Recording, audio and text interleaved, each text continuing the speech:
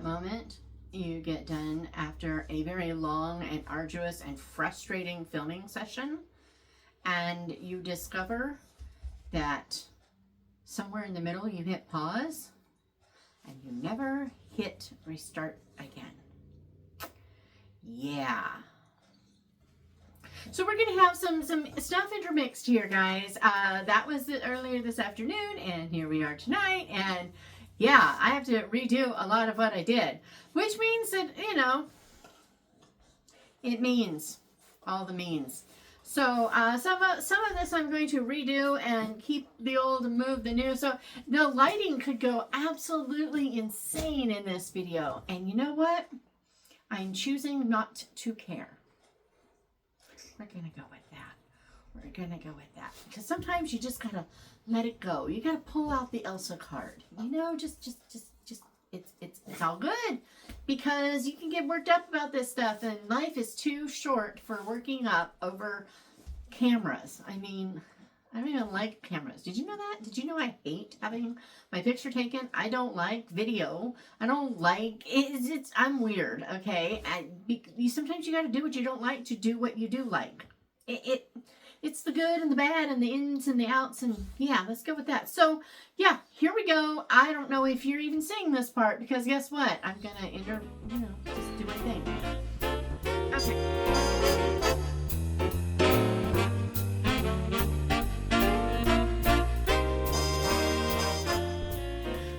Well, it's a new week and we've got new stuff. I've been busy doing all kinds of stuff that really is kind of important to get stuff done, but I'm not really doing what I should be doing either. And yet I am, but I'm not. You ever feel like there's a word for it? Oh man, can't remember. But when you've got all this activity going, but you're not really, I know, how you doing? Not really accomplishing everything like you think you should be. Yeah, it's like a 17th, 18th century word. I think a 17th century word. But I can't remember it now. I just saw it. Anyway, oh my gravy, do you need a bath? You smell. You a stinky dog. You need to have a bath, and you could get all clean. And I could wash your sweater. What do you think? Sounds good, huh? Okay. Another thing to do. Right now I have my oven baking so that I can clean it. I mean, there's just all the things. But then I've also done things like, probably not supposed to show this yet, but I'm going to anyway because I can. I made quilt blocks the other day.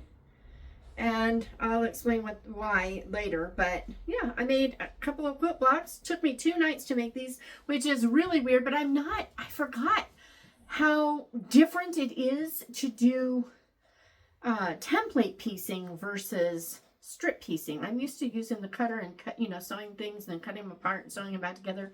But this was, actually cutting out individual things. So it took forever. But and then my points were so good. They were so good. And then I found that I had put a couple pieces in wrong, so I had to switch them around. And when I switched them around, some of those points just went all smudgy. I was like, oh, well, it's going to stay smudged. We're going to be done. I made my February journal. We bought a cabinet that is finished, so I had to stain it. Now I have to urethane it. I mean, there's just all these little things. I mean, I think it's like you put off stuff.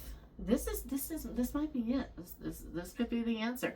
I think you put off stuff in like November and December because you've got all that other stuff going on, and then January hits, and this could be one reason why people's New Year's resolution things don't work as well. It's not even all the reasons that they give, but I think there's also this little element of you've been putting other stuff off and now you have to get it done, and it pushes out the new you wanted to do. Maybe there should be a fiscal year and people should start their resolutions in a fiscal year, not really fiscal because that's money, but you know what I mean, in a predetermined year, like the school year or summer or some other time when you haven't been putting stuff off for a couple of months, so that you're starting off in a deficit already. And now this new thing that you're not accustomed to, you can't get done. I haven't done resolutions in a long time. I don't think I ever really did it. I more like thought about it. It's like, oh, if I did something, I'd do this. And sometimes I played at it and sometimes I didn't. I was never really serious about it though.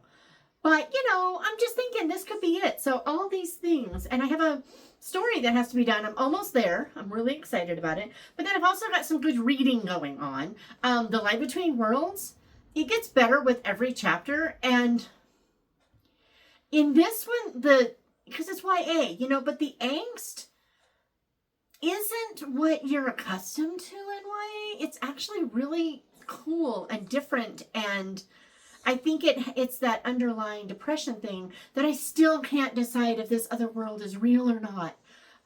It's kind of funny. I'm just like, is it? Isn't it? I don't know. It's pretty cool. Yours, Jack, there've been at least 2 spots now that I put a tab on top to share stuff with you. There's so many more, but I did put 2 there. There was one in the Light Between Worlds that I can't wait to share with you guys. I did finally start the Memoirs of Jane Austen. I am enjoying that. Still doing my Mere Christian Hermeneutics and still reading Thoroughfare. Finished a few other books. So it's been a good month. I mean, reading wise, I'm doing well. Not as, rapidly as possible, but all of the books that I pulled out to read are there. And look how skinny this book is. I'm so excited. This is the Green Gables book that I was supposed to get instead of the Analects of Confucius, which I just read C.S. Lewis mentioned in here. And he was talking about how, I think he was telling someone, that there's truth in it, because truth is truth regardless of where it comes from. And it kind of reminded me of when Paul is saying he didn't care how the gospel's preached as long as it's preached. It's like if some charlatan wants to preach the gospel, let him, as long as people get the gospel, And it was kind of that feel that it doesn't matter who speaks the truth. It doesn't matter. The truth itself is what matters. Do who we are as people matter, that we always speak the truth? Of course. But, so anyway, Analects, right? But this, another receipt. Okay. The Green Gables letters arrived, and it's really short. Have no doubt I will get that done in time. So, like, my plans for January are going really well despite all of this. Not perfectly. I don't think I will finish everything. Like, both Ashley and I have said that we're probably not going to get this book done this month because I don't want to rush it. And there have only been a couple of things that I've tabbed to share. But, oh, I didn't notice that the back has his signature. Huh, cool. It's printed on. It's not, it's not actually a signed book, but it's kind of cool. Anyway, but yeah, I'm really loving this book. There's a game in here that they play that is so cool that I'm like, I suddenly want to do it. I mean, it's just like, they create this map and they build worlds from the map. It's like a primitive Risk, but with and without the battles. I mean, it's such a hoot. So having lots of fun, but we're near the end of January, and it dawned on me that there are books that I need to pre-order if I want to get the pre-order price. So I started looking at all the pre-order book options that I have, like, sitting in carts and stuff, and I was like, I need to make decisions on these books. So last year, I did books that I want to pre-order, and what do you guys think, and got your opinions, and I appreciate them. I want more. Okay. But one of the books in that one was The Burning of Rosemont Abbey, which turned out to be an amazing book. And it's the one that I didn't wait for. I was trying to not, say, I don't need to do this. I can spend the full price. It's okay. But I bought it anyway, because I just knew I would love it. And I did. And I want more like this from her. So, I have to make plans. I got to do the things and all the things and the thingsness, right? So, I pulled out my Baker book cart, the books that I have sitting in there waiting. Some are releasing really soon. And so I need to order now if I want to get that deal. And 2 of them are not from Baker Books. So you have to hit the $50 to be able to get the free shipping. And I don't know if that includes Baker. I think it does. I think it's $50 period. But I want my free shipping because give me my free shipping, right? So we're going to go over some of these books and you're going to help me. Don't you love how I just thank you and ask you and, invite you? No, I'm just like, give me the answers, people. So anyway, this is today because I need to make these decisions right now. So here we go. Mostly I'm looking at Christian fiction because the like mysteries and things that I read, I'm just going to get regardless. It's just not even a thing. So like, I know T.E. Kinsey is coming out with another Lady Hardcastle. I know there is a new Kate Von Menuhin, Heathcliff Lennox. I know there's a new one of those already that I actually haven't read. I just read the latest Vicky Delaney and Novelist Thirsty. So I mean, when those come out, I just get them because it's the next in a series and I'm just going to plow through. But we do have some books coming out. I was on the Baker Bookhouse website and I gotta say, guys, I said it in the earlier video, so again, this could go nowhere, but their website is so frustrating. And I really hope that someone will tell Baker Bookhouse, hey, you're doing all the wrong things. Because one of the key elements of building a good website is you want to do everything you can to keep the person on the website. That's the key. You want that person to stay on the website, right? Yeah.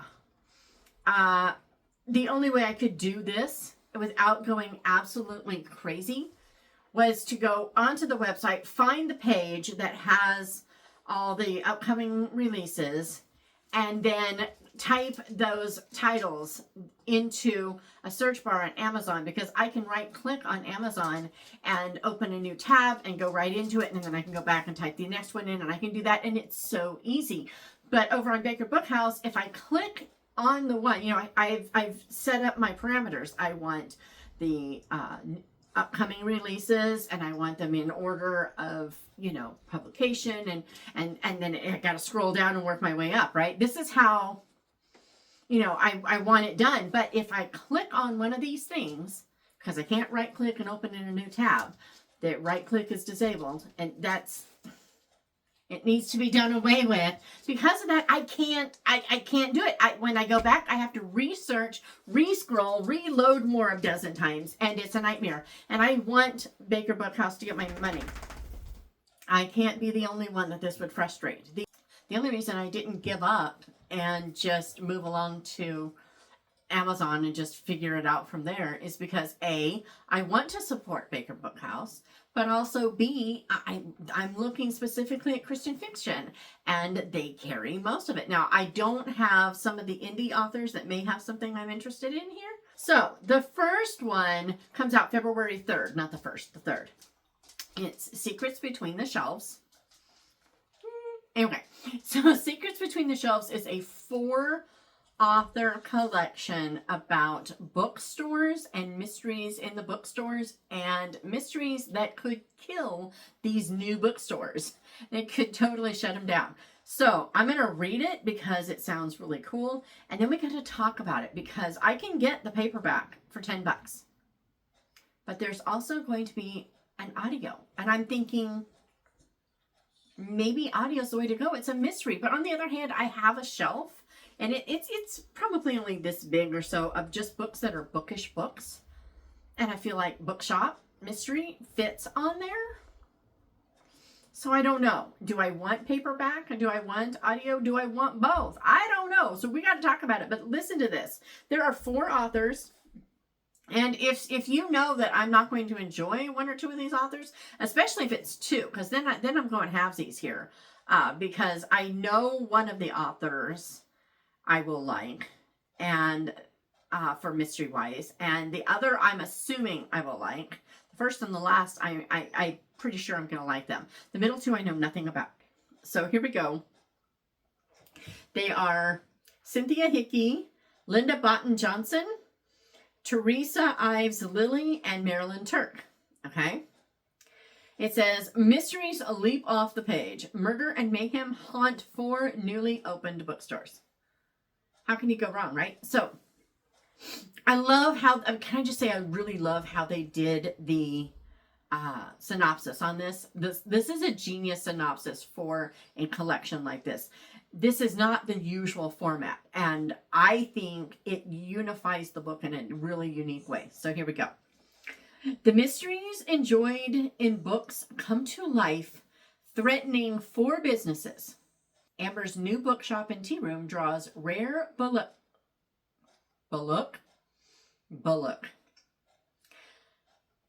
Here's looking at you, Krista. Bloopers waiting to happen. Amber's new bookshop and tea room draws rare book collectors. But when one ends up dead in the mystery section, the shop's future is questionable. Lily's pirate-themed bookshop fits right into Harbor Inn, Maine, but she never expected to find a young pirate dead on her shop's floor. Abby opens Secret Passages bookshop in a Wyoming mountain town, not realizing her historic building held a real secret passage and a missing teenager. When Kelly Stevens opens her shop, Artistic Adventures, next to Bayside Books and Reading Room, she witnesses a suspicious death. Can the store owners and their patrons solve the mysteries before the businesses go under? Okay. I love how that worked out. Although I've got to say, can they do this is really insane. Because let me tell you something. If they don't save the bookstores, it's like a romance where 2 people don't get together at the end. The reader is not going to be happy. Because that's, in this scenario, justice means we know who did it and they get caught. And so if you don't save the bookstore, then what's the point? So I kind of don't like the last little, it's like, will John and Susie get together after, everyone's trying to keep them apart? Yeah, they will. So tell me how, what is it going to take for these gals to find the killer and save their stores? That is an ending that makes me go, yeah, I want to know about that. Because they can. That's a non-question. So whatever. So here's the deal. Unless you tell me that I'm not going to enjoy those middle 2 authors, Teresa and Linda Button Johnson and Teresa Ives Lilly. If you tell me I'm not going to enjoy those because reasons, then I want to know it. I do want to know. But my glasses are dirty. I just cleaned them. Anyway, but otherwise, it's a question of, I got 3 options. 1, I buy the audio because I listen to mysteries on audio as I walk at night. And I haven't been walking at night because it's been freezing cold. But it rained and now it's warmed up a bit after the rain. So I might be able to walk tonight. That will be cool. So there's that option, audio, because walk. Or 2, paperback because it's $10 and it'll then go with my books on the shelf. Or 3, I buy both because both. I really cannot imagine that I'm going to love this so much that I'm going to want both. So if I do, then I will do it, definitely. But it's 33% off right now. Wait a minute. This is weird. This says February 1st. Oh, it'll come. Okay, it was February 1st. It'll just arrive by the 3rd. But it's strange. I feel like it's not telling me pre-order. It's saying buy now. This is just really strange. But anyway, so what do I want to do? I need answers on that one. And then next up, okay, this one, guys, there is no doubt that I'm going to buy this book, but I want to tell you about it. And that's going to be how this kind of goes. 1 is a definite, I'm buying it. You can't talk me out of it. And then others that I'm going to be like, do I do this? Do I not? What do you think? This is, I'm buying this book. So Sharon Mondragon from the Unlikely Yarn of the Dragon Lady and something about wool gathering cast-offs. I can't remember. But I loved those 2 books so much. the prayer shawl ministry, the characters, the depth. There's so much depth and richness, and they were awesome books. There were a couple of minor theological blips at the end that don't fit with how I see scripture, but I was willing to overlook them because a lot of people disagree with me. And the point is that, I don't want to say the point is still there, but the why someone might think what they thought, and basically God talking to them directly about something adjacent to scripture. I don't want to say outside of it because it makes it sound like, it's like anti, and that's not what I mean. But it's not how I see and understand the scripture saying that God communicates with us, okay? But I'm willing to look past it because A, I could be wrong. I'm willing to accept the fact that I could be wrong, and B, the rest of the story is great, and there's not all kinds of crazy heretical nonsense in them, right? So I'm like all for it. So this is Grandma Ruth Doesn't Go to Funerals. Guys, my grandma was Ruth. And part of our family is like, we've got like this split family. Part of our family doesn't do funerals. It's not part of our family culture. Other members of our family, they do. But the only funerals I have ever attended in my life, have I ever attended a funeral for a family member? Don't think so. Pretty sure I have not. And like my mom will not be having one. We will not be doing a service for her at all. It would be disrespectful to my mom to do something that she is so adamantly against. And I'm not saying it's wrong for other people to do the funeral service, memorial, celebration, whatever thing.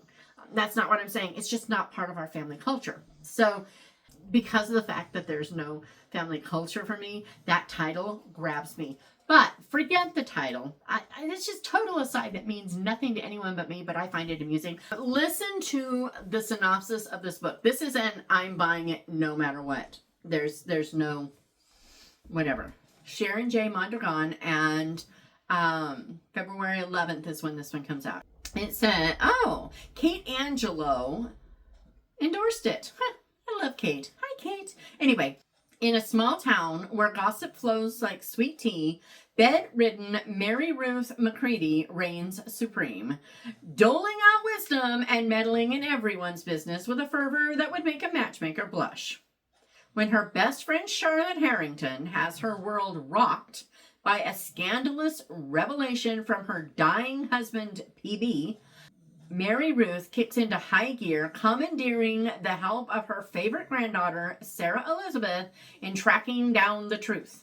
Finding clues in funeral condolence cards and decades-old gossip dredged up at the Blue Moon Beauty Emporium. Okay, that's genius. The Blue Moon Beauty Emporium. That's awesome. Oh my goodness. Oh, wow. Anyway, the two stir up trouble faster than you can say pecan pie. And just when things are starting to look up, in waltzes Millie Holtgrew, a blast from PB's past. Remember, PB is dying. Interesting. With a grown son and an outrageous claim to Charlotte's inheritance. But, as Grandma Ruth always says when things get tough, God is too big. With him, nothing is impossible, even bringing long-held secrets to light. Grandma Ruth and Sarah might just have to ruffle a whole mess of feathers to do it. Come on. I mean, and the cover. Do you see this amazing cover? Do you know how stupid I feel when I say, do you see this, when there's nothing there? It's like the green screen and I'm the meteorologist pointing at places on a map that aren't there. I'm just, look at this storm over here. It's just a green blur. Yes, that's how I feel.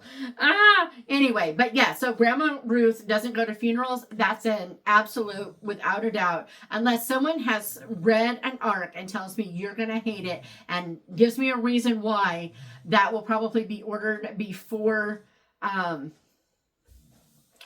Friday or by Friday, because I don't want to miss out, right? So anyway, also, Here's another one that I'm debating on. So on February 18th, An Overdue Match by Sarah Monson comes out. Now, Sarah Monson is amazing. If you have not read her Book Nerds and Boyfriends trilogy, I think it's a trilogy. They're novellas. They're really short, but they don't feel short. They pack a punch.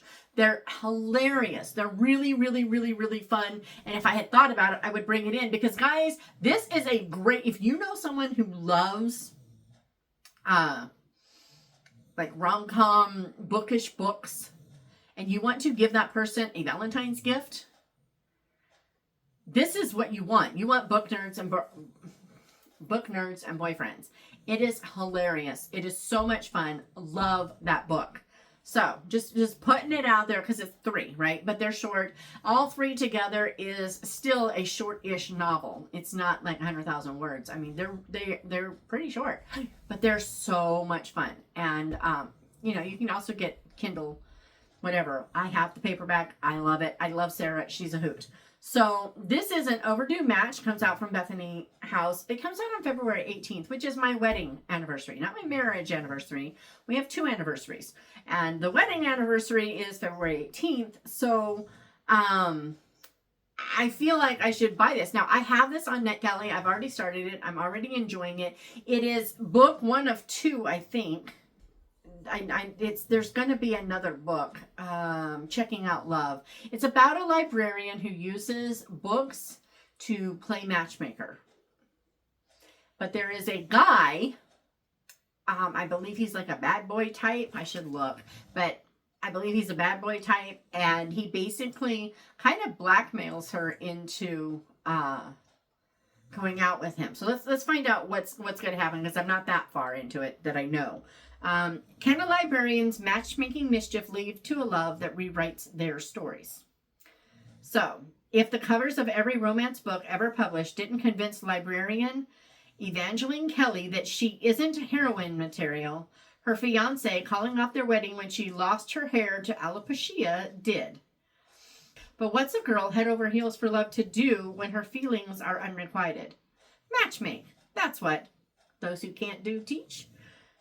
Those who can't wed match. I don't know. Anyway, armed with the library patrons' checkout histories, she's determined to make at least one love connection, even if it's not her own.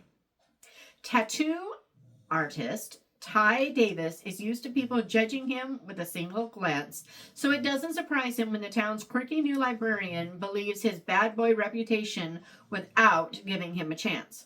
He can't help being intrigued by her, though, so when he discovers Evangeline's secret matchmaking schemes, he's not above striking a bargain with her. She just has to agree to one date with him for every time she uses his hometown knowledge to set up library patrons on a romantic rendezvous. The deal is made, but in the process, they both might learn you can't judge a book or each other by the cover. So, yeah.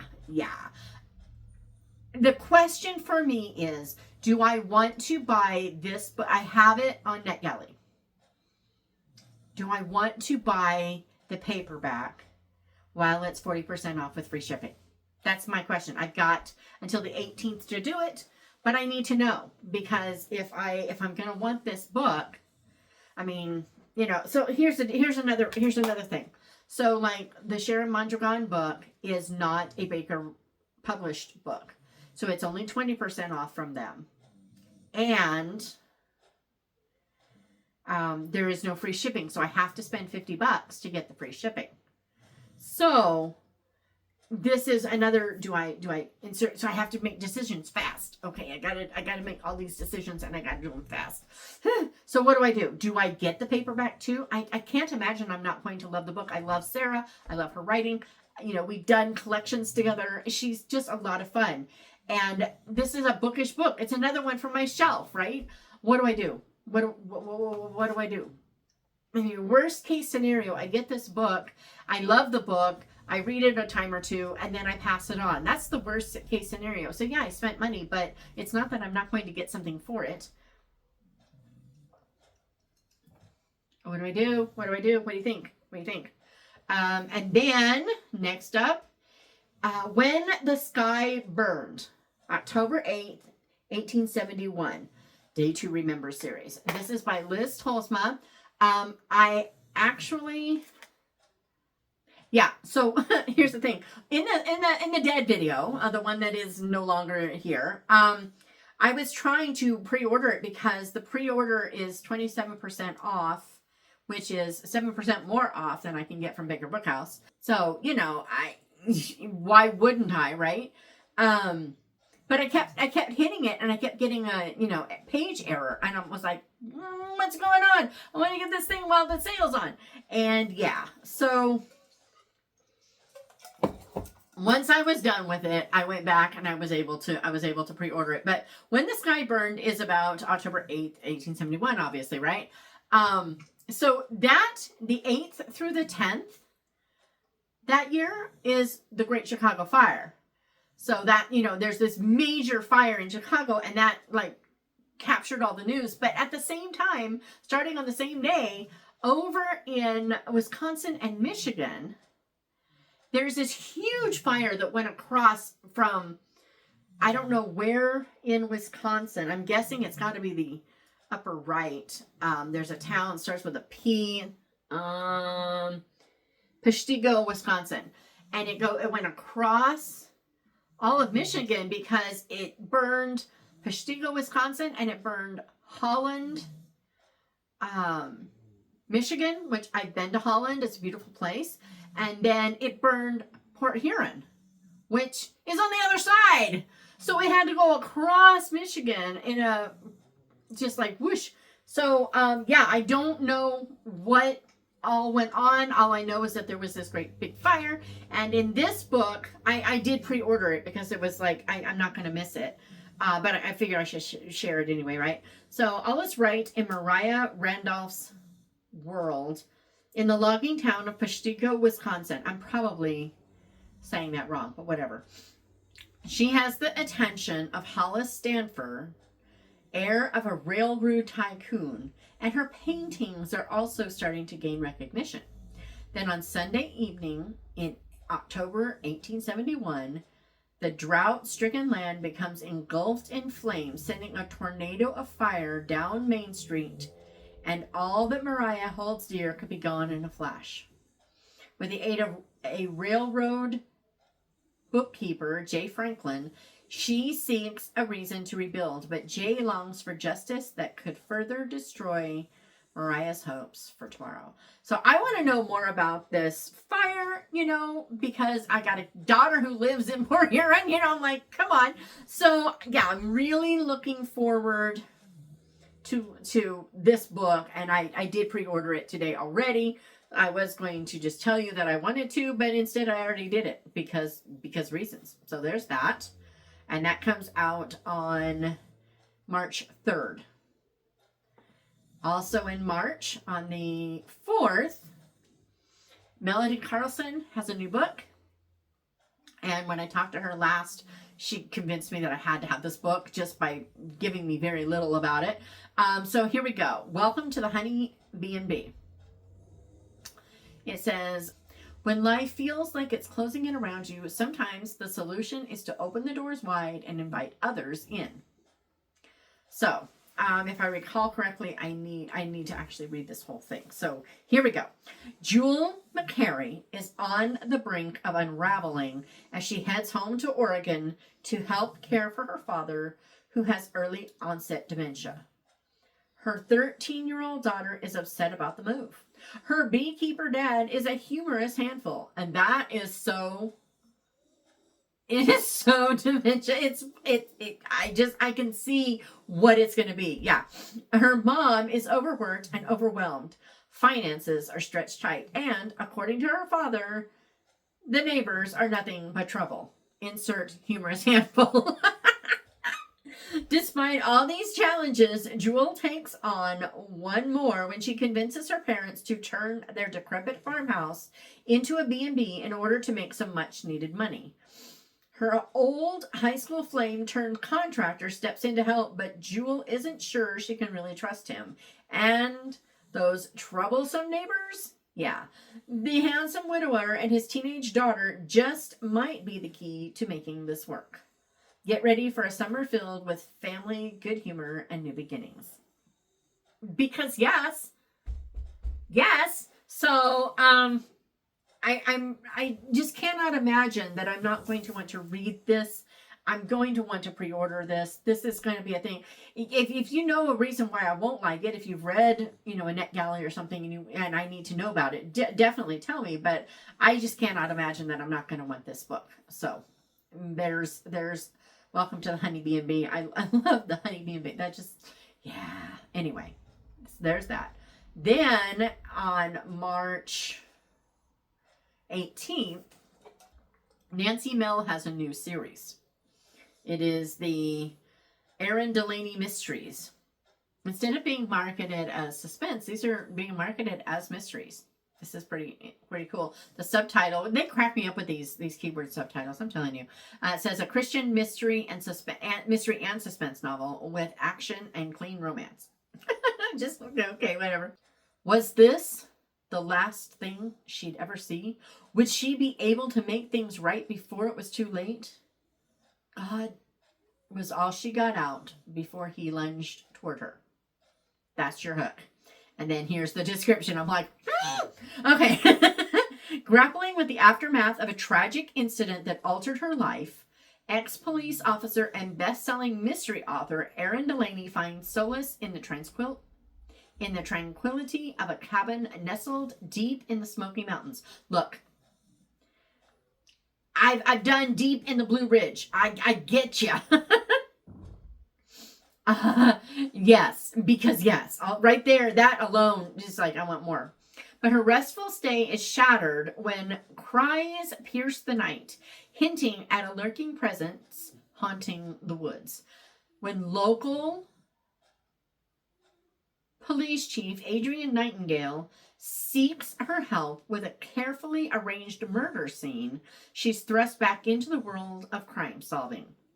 As they delve into the investigation, Erin's intuition reveals chilling truths about the killer's motives and strategically perfected methods. Now, I wasn't going to keep reading. I'm pretty sure last time I didn't, but listen to this. I just happened to see this.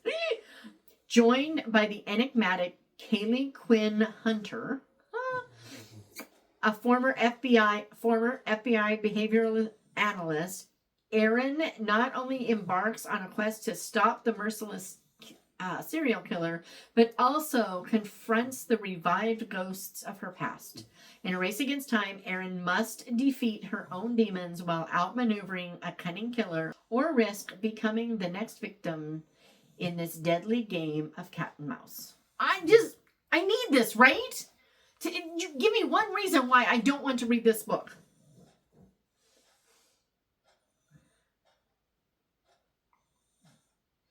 Yeah, I'm fine. I'm fine. It's all going to be glorious. It's going to be great. We're going to have this. We're going to make this work, right? Yeah. Oh, so I'm right. I want this. Yes. Yeah. Give me a reason not to if I shouldn't. But March 18th. Yeah. Then. So on March 11th, obviously I'm backwards, Crystal Cottle has a new book out, Written in Secret. I've enjoyed what I've read of hers. I think she's going to be kind of an auto-buy person for me. But I want to know if anyone knows a reason why maybe I wouldn't want to read this. I don't know. I have not read her last couple of books, but what I have read from her, can't remember. I think her debut book was the one that really surprised me because I thought it was going to be just a lot of romantic fluff with some other stuff woven in, and it kind of turned out to be the reverse where, yeah, there's a romance in it, but mostly this book was really, there was a lot of richness and depth that I did not expect. So if stuff has changed in the last few books, I need to know, but I really enjoyed what I have read from her. So there's that. Anyway, this is Written in Secret. It is It is the first of a series. The Art of Love and Danger, they're calling the series. And the cover, that cover. Did you see that cover? I mean, you're like, Anyway, Carolyn Miller has endorsed this. Anyway, it says, in the heart of 19th century Cincinnati, one woman holds the power to rewrite history. Duh. What happens when fiction becomes reality? In the corruption-infested Queen City, danger lurks in every shadow, but Lydia Pelton refuses to stay silent. She writes under a pseudonym, E.A. Dupin, E.A. Dupin, I don't know, crafting crime novels to exact justice and right the wrongs she sees in society. When a serial killer decides to be the sword to her pen, Lydia is confronted with the consequences of her words. 4 men are dead, and the city blames her. With murders on the rise, Officer Abraham Hall's only lead is Lydia's fiction, and he is thrust into an investigation with the killer queen of romance. Despite his misgivings about the woman, he realizes that even with his reputation for catching elusive criminals, he needs her help. But his unexpected attraction to Lydia proves difficult to manage as the woman herself. Okay, whatever. Yeah. So, but you see how you read this whole thing all about the crime and the writing and the stuff, and then there's like this line about, and there's going to be some romance. That's kind of how I felt like that first book that I read by her was. So that was pretty cool. Looking forward, I think I definitely want this book, but I do want to know more about it. Has her writing stayed that way? Have I missed something that I need to know about before I need all the info, all the stuff. Do I want this book? I feel like I do. It's kind of interesting because I have a book, Manuscript for Murder, and in that one, someone is trying to stop her from writing these kinds of books. So they're taking things that are happening in the book that has not been published yet, and those crimes in that book are being perpetrated on the local community. And she's like, when she realizes what it is, they call to say, okay, so it's something, and she can tell them what happened and they want to know why. She knows, and she's like, I just don't know how they can find this out. And it's all the mystery of who's doing this and why and all the stuffness. So, but because in the very opening page you get the villains, so if you hate books that you've got a point of view from the villain, it's very rare. It's very short, little snippet from the villain every now and then in the book. But if you hate that, you don't want that book. But yeah, there's this little, right up front, there's this little thing. He tells you why he's doing this. He's determined. So because of that, I'm just putting that out there. I like books that do this. You would think it would happen way more than it does. I mean, it's not that it never does, but it doesn't happen as much as I would have thought. So that's kind of cool. Looking forward to this, I think. But again, I want to know, do I still want this book? Okay. Next up. Okay. So, next up we have Rebecca Millett. This comes out March, I think, 18th. Yeah. She has her second book in the Beignets for Two series. The first one was Julia Begins Again. I did I tried 4 chapters. I read my usual first kickoff in a video last year, and I loved it. What I read, I did really love. And I was ready to just give it up. And some people didn't enjoy it, and they didn't think that I would. But those first 4 chapters, I really enjoyed. Other people loved the book. So I want to know, book 2 in this series is coming out. It's Kate Landry Has a Plan. And I need to know, do I want book 2? Well, I can get it for 40% off for one thing. But, I need to know, what do I want to do? Kate Landry has a plan. It says, I turned to him and he winked at me. Winked. We needed clear lines in place between us. We would not be flirty friends. We'd be friends, period. And the sooner I made that distinction, the better. Okay, that's their opening thing. So it says 40-year-old Kate Landry's carefully planned life has become as messy as the powdered sugar on her famous beignets. Juggling the responsibilities of running her cafe, raising her teenage niece, and the emotional baggage from her breakup, Kate finds her world once again turned upside down when her first ever crush, Micah Goodry, I think it's Goodry, Guydry, Goodry? Yeah, it's gotta be good. Anyway, returns to town as the hunky local librarian. See, this is what made me go instead of just waiting. I'm like, but librarian, surely I'm going to want this book, right? As Kate struggles to implement her plans to expand her cafe amid the New Orleans Mardi Gras madness and the meddling of her conniving ex-fiancé, Micah becomes the unwitting hero of her misadventures, stirring up feelings she thought she'd long buried. How can falling in love in the Big Easy be this hard? Okay, I love that line. How can falling in love in the Big Easy be this hard? Remember, rom-com is my romance, jam. What do I do? Do I get it even though I haven't read that one yet? Because am I going to like that one? I mean, I liked the first 4 chapters, and usually that's my litmus test.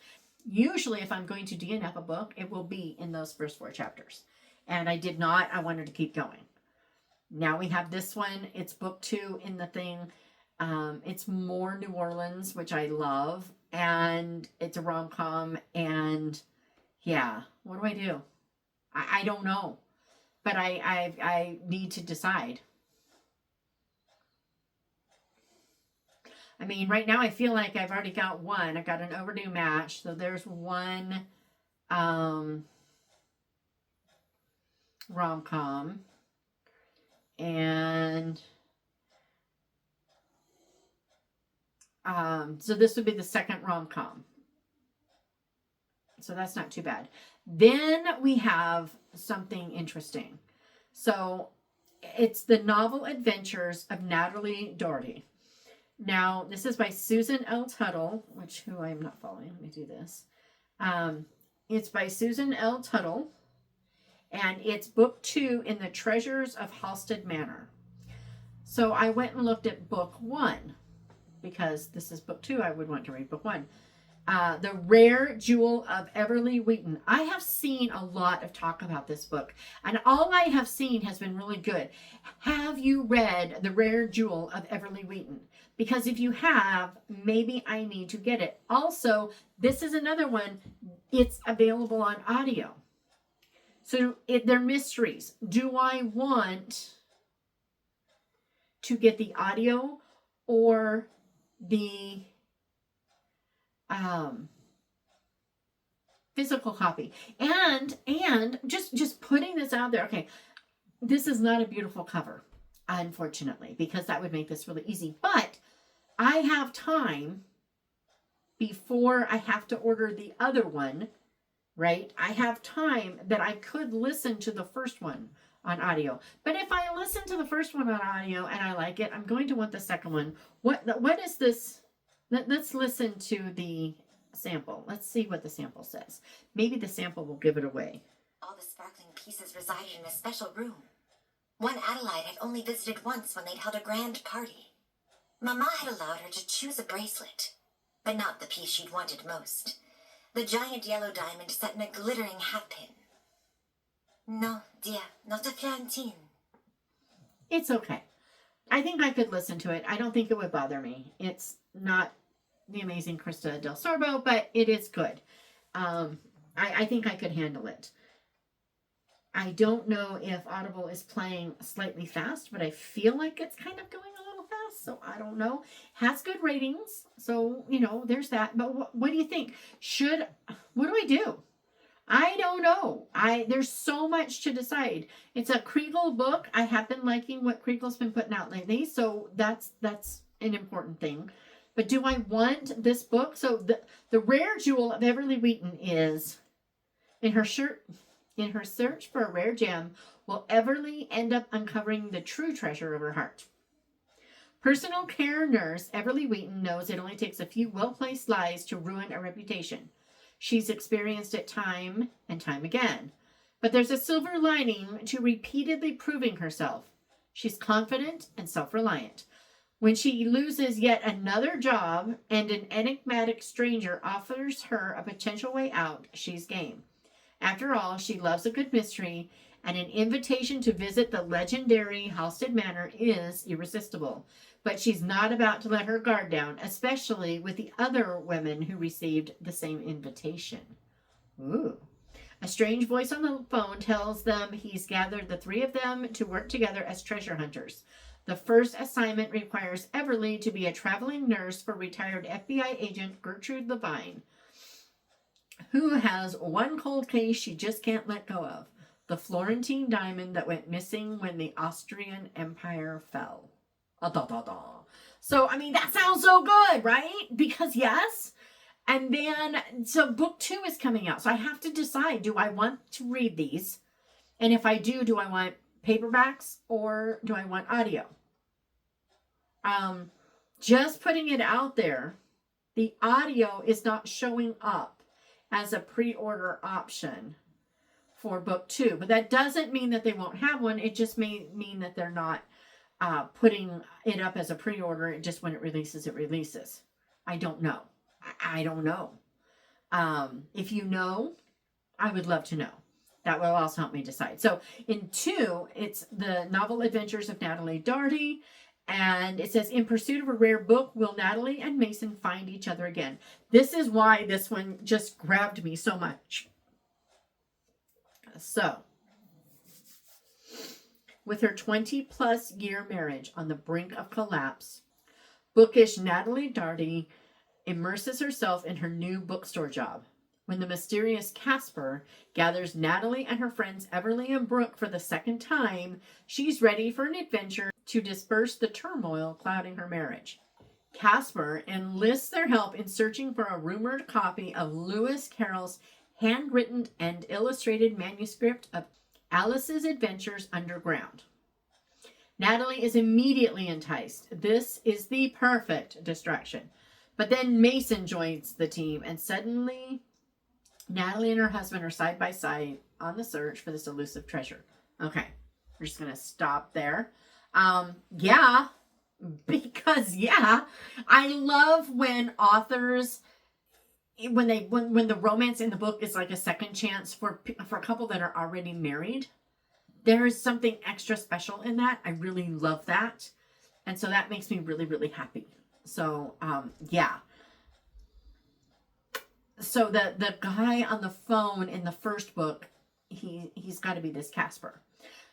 So the question is really complicated though. If I want to read book 2, I definitely want to read book 1. Do I want to read book 1 physically or listen to it? It's a mystery. I would love to listen to it, but I don't have a guarantee that there's going to be an audio. So I would have to ask. But I need to know these things. What do I do? What do you think? Have you read the first one, Everly something or another? Please, the rare jewel of Everly something or like that. Yeah, Everly Wheaton. What do I do? I really want to know this. I want to know so bad, because again, this isn't. So here's the deal. These are other ones that they're not Baker Bookhouse books. So if I want these books, now is the time to buy them while I'm buying Sharon Mondragon's, because that's also not a Baker House book. So this puts me into the, reaching the $50 free shipping thing, which I want to do. And I still get the 20% off thing and all the fun stuff. So I gotta know. But yeah, there's just some books I need answers, especially on, do I go audio? Do I go physical? Do I buy book 2 in a series when I haven't read book 1? There's 2 of those, which I know I have to read Everly first. There's just no way of getting around that. I would have to read that first. So, but do I get those, or do you know a reason I shouldn't? I've got all the questions and I need all the answers. Hey, how you doing? So, yeah, I've got that stove in there. It is, I've wiped it. I've done the spray and wipe 3 times now, and now I've got the steam. I've got a steam clean setting on my stove, and now I need to go wipe it out finally to make sure I got all that gunk. Because the last thing you want to do is have all those fumes. There aren't really any fumes with this stuff. I've got the no fume kind, but you've got those chemicals. I don't want them entering my food, so I did the steam to kind of help, you know, laden stuff up and get it out. So I got to go do that. Friday, I think I should be here on Friday. I'm trying this Tuesday, Friday thing. So Friday, I should be doing my February TBR. That's going to be a lot of fun. And, yeah. But I got to get this book done too. It's not a book. It's a short story. I got to do that. And I got to do this. And I got to do all the things. But yeah, what have you been reading? What do I need to, are there pre-orders that I don't know about that I need to know about? Because I can look them up if I know, if someone tells me. If you share the information that I need, please share. Yeah, so yeah, that's where I am. But yeah, I kind of want to, yeah, I got to order. Because I don't want to miss out on Sharon Mondragon, which means I want to do the other ones that are not Baker Book. I got to get the Kriegels and the Tyndales that I want to order, you know, at the same time. So I kind of have to make decisions fast. Help me. And I'll see you on Friday.